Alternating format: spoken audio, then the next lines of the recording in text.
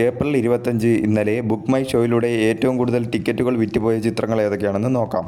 7ാം സ്ഥാനത്ത് ടൊവിനോ തോമസ് നായകനായ പള്ളിച്ചട്ടമ്പി എന്ന ചിത്രമാണ്. ഇന്നലെ ബുക്ക് മൈ ഷോയിലൂടെ 11,000 ടിക്കറ്റുകളാണ് ചിത്രത്തിന് വിറ്റുപോയത്. ചിത്രം റിലീസ് ചെയ്തിട്ടിപ്പോൾ 11 ദിവസം പിന്നിട്ടിരിക്കുകയാണ്. 6ാം സ്ഥാനത്ത് പ്രഭാസ് നായകനായി എത്തിയ ഡാർലിംഗ് എന്ന ചിത്രമാണ്. ഇതൊരു റിലീസിംഗ് ചിത്രമാണ്. ഇന്നലെ ഈ ചിത്രത്തിന് 21,000 ടിക്കറ്റുകളാണ് ബുക്ക് മൈ ഷോയിലൂടെ വിറ്റുപോയത്. 5ാം സ്ഥാനത്ത് സൈജു കുറുപ്പ് നായകനായി എത്തിയ മോഹിനിയാട്ടം എന്ന ചിത്രമാണ്. ചിത്രത്തിന് ഇന്നലെ 54,000 ടിക്കറ്റുകളാണ് ബുക്ക് മൈ ഷോയിലൂടെ വിറ്റുപോയത്. ചിത്രം റിലീസ് ചെയ്തിട്ടിപ്പോൾ 16 ദിവസം പിന്നിട്ടിരിക്കുകയാണ്. 4ാം സ്ഥാനത്ത് രൺവീർ സിംഗ് നായകനായി എത്തിയ ദുരന്തർ 2 എന്ന ചിത്രമാണ്. ചിത്രം ഇന്നലെ 65,000 ടിക്കറ്റുകളാണ് ബുക്ക് മൈ ഷോയിലൂടെ വിറ്റുപോയത്. ചിത്രം റിലീസ് ചെയ്തിട്ടിപ്പോൾ 38 ദിവസം പിന്നിട്ടിരിക്കുകയാണ്.